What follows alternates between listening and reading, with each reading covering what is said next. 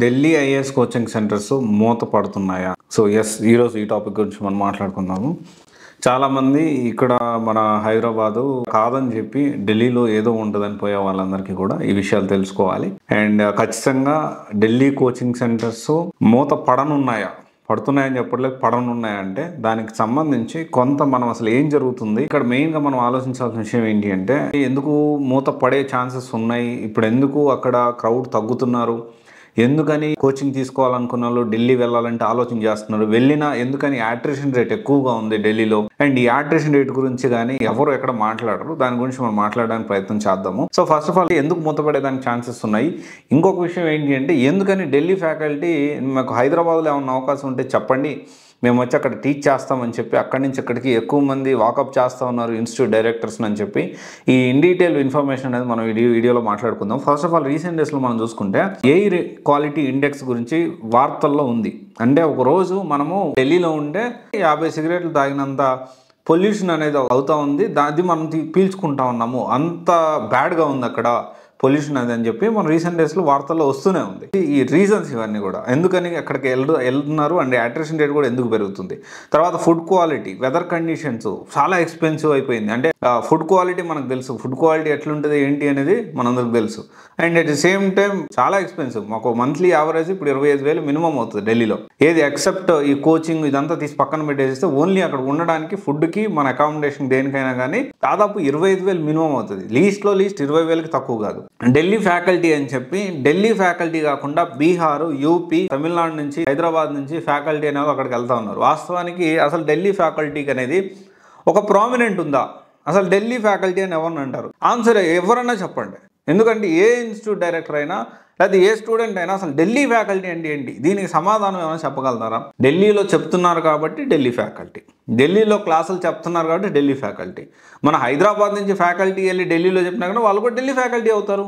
Delhi faculty ఏంటి అక్కడ పుట్టి పెరిగిన వాళ్ళు అక్కడ ఢిల్లీలో ఉండేవాళ్ళని కాదు. ఢిల్లీ ఫ్యాకల్టీ అంటే ఏంటి అంటే ఢిల్లీలో ఉన్న యూపీఎస్సీ సివిల్స్ కోచింగ్ ఇన్స్టిట్యూట్స్ ఉన్నాయో వాటిలో టీచ్ చేసే వాళ్ళని ఢిల్లీ ఫ్యాకల్టీ అంటారు. ఇక్కడ మనం అర్థం చేసుకోవాలి. తర్వాత వచ్చేసి క్రౌడ్ తగ్గుతున్నారు.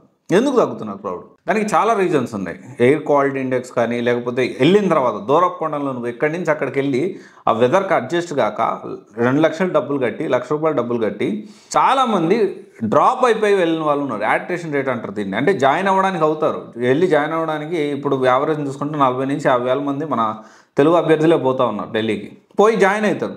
జాయిన్ అయిన తర్వాత అట్రిషన్ రేటు మళ్ళీ వెనక్కి వచ్చేస్తారు వెంటనే, వెదర్ పడకో, లేకపోతే ఇక్కడ మన హైదరాబాద్లో కూడా ఇవన్నీ దొరుకుతున్నాయి కదండి హైదరాబాద్కి, ఇవన్నీ కూడా. తర్వాత వచ్చేసి ఇంక్రీజ్ ఆఫ్ కోచింగ్ ఇన్స్టిట్యూట్స్. అక్కడ కోచింగ్ ఇన్స్టిట్యూట్స్ ఎంత దారుణంగా ఉంటాయంటే, మనం సినిమాలో చూసినట్టు చిరునవ్వుతో ఒక సినిమాలో ఉంటుంది, వాళ్ళ హోటల్ ఆర్ లాడ్జ్కి తీసుకెళ్ళడానికి వాళ్ళు రైల్వే స్టేషన్కి వెళ్ళి వాళ్ళు బలవంతంగా వీళ్ళని లాక్కొని వచ్చి వాళ్ళ హోటల్లో ఆ లాడ్జ్లో జాయిన్ చేసుకోవడం చూస్తూ ఉంటారు.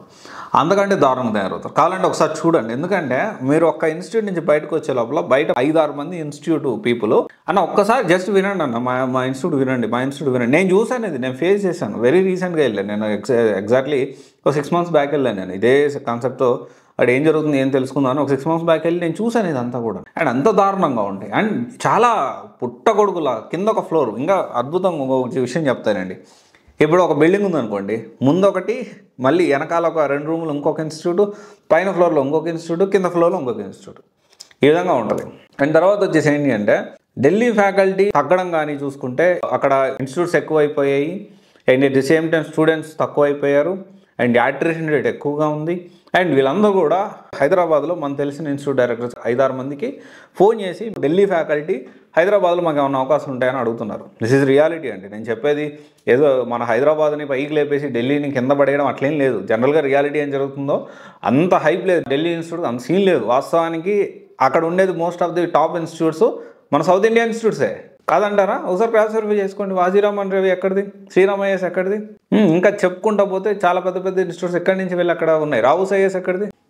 ఇవన్నీ కూడా మనం ఆలోచించాలి. ఇంకో విషయం చూసుకుంటే అసలు మనము ఏమైనా ఇబ్బంది వస్తే కనీసం క్వశ్చన్ చేయడానికి కూడా ఎవరు మీకు అందుబాటులో ఉండరు. ఇక్కడ అనుకోండి మనకి పర్సనల్ మెంటర్షిప్ కానీ, ఆన్సర్ రైటింగ్ కానీ, తర్వాత వచ్చే personal guidance, essay writing, test series, doubts clearance, problems వస్తే క్వశ్చన్ చేయడానికి మీకు ఒక రెస్పాన్సిబుల్ పర్సన్ ఉంటారు. ఇన్ని పెట్టుకొని మనం ఏంటంటే దూరపు కొండలు నులుపు కాబట్టి నేను ఢిల్లీ పోతా, ఢిల్లీ చాలా దూరం కాబట్టి ఢిల్లీ నేను పోయి జాయిన్ అవుతా, అక్కడికి వెళ్ళి ఇబ్బందులు అన్నీ పడాలి. అక్కడ ఉన్న స్టూడెంట్స్ మనకు తెలిసిన వాళ్ళు ఉన్నారు, ఇవన్నీ కూడా ఆలోచించాలి. ఇంకోటి హైదరాబాద్లో కూడా కొన్ని ఇన్స్టిట్యూట్స్ ఢిల్లీ నుంచి వచ్చాయి, ఇక్కడ వచ్చి ఇక్కడ పెట్టాయి, ఇక్కడ వాళ్ళు తేలిపోతున్నారు. ఎందుకు వాళ్ళు సక్సెస్ కావట్లేదు? మరి ఢిల్లీ ఇన్స్టిట్యూట్స్, చాలా ఇన్స్టిట్యూట్స్ హైదరాబాద్లో పెట్టారు కదా, ఎందుకు సక్సెస్ కాలేకపోతున్నారు? ఎందుకంటే మన వాళ్ళు ఏంటంటే ఇంకా క్వాలిటీ ఎక్స్పెక్ట్ చేస్తారు, ఈజీగా మనం గెస్ చేయగలుగుతారు. మెటీరియల్ ఇక్కడ దొరకని మెటీరియల్ లేదు, ఇక్కడ రాని ఫ్యాకల్టీ లేరు, ఎక్కడికంటే తోపుగా పర్సనల్ గైడెన్స్ ఇచ్చే వాళ్ళు ఎవరు లేరు అక్కడ. చూడండి ఒకసారి, మేము ఢిల్లీ వెళ్ళి ఒక వారం రోజులు 10 రోజులు ఉండి, ఆ తర్వాత హైదరాబాద్లో ఒక 10 రోజులు ఉండి, ఈ కొన్ని ఇన్స్టిట్యూట్స్ చేయడం వల్ల మొత్తం ఇన్స్టిట్యూట్ కాకపోతే ఇక్కడ ఏమవుతుందంటే కొన్ని వందలు ఉంటాయి, ఒక 300-400 ఇన్స్టిట్యూట్స్ ఉంటాయి, అందుకంటే ఎక్కువ ఉంటాయి. ఆడ ఇక్కడ కొంచెం తక్కువ ఉంటాయి, ఒక 100 ఇన్స్టిట్యూట్స్ ఉన్నట్టున్నాయి. వీళ్ళలో కూడా యాక్టివ్గా ఉండేది ఒక 10 ఇన్స్టిట్యూట్సే.